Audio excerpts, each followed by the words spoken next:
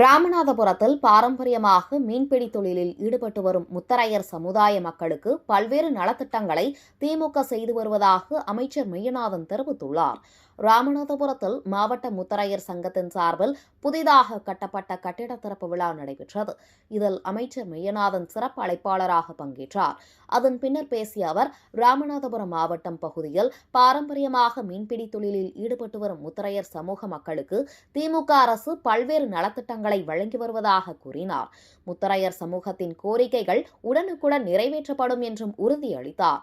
இந்த நிகழ்வில் முன்னாள் அமைச்சர் அன்வர் ராஜா, சட்டமன்ற உறுப்பினர் காதர் பாட்ஷா, முத்துராமலிங்கம், அதிமுக மாவட்ட செயலாளர் முனியசாமி, காங்கிரஸ் மாவட்ட தலைவர் ராஜாராம் பாண்டியன் உள்ளிட்டோர் பங்கேற்றனர். அதேபோல எந்த அடிப்படையில் ஏதாவது ஒரு பாதிப்புகள் ஏற்பட்டாலும் அதை எங்களிடத்தில் சொன்னால் அதனை உடனடியாக முதலமைச்சரும் துணை முதலமைச்சருடைய கவனத்துக்கு கொண்டு சென்று நிறைவேற்றக்கூடிய திட்டங்களை விரைந்து நிறைவேற்றி இந்த மக்களுடைய வளர்ச்சிக்கு துணை நிற்போம் என்பதை நான் மகிழ்ச்சியோடு தெரிவித்துக் கொண்டு மீண்டும் மீண்டும் நான் உங்களுக்கு சொல்கிறேன், இந்த வரலாற்று சிறப்பு வாய்ந்த இந்த கட்டிடம் ஆசத்தோடு அழைத்திருக்கின்ற நீங்கள் தருகின்ற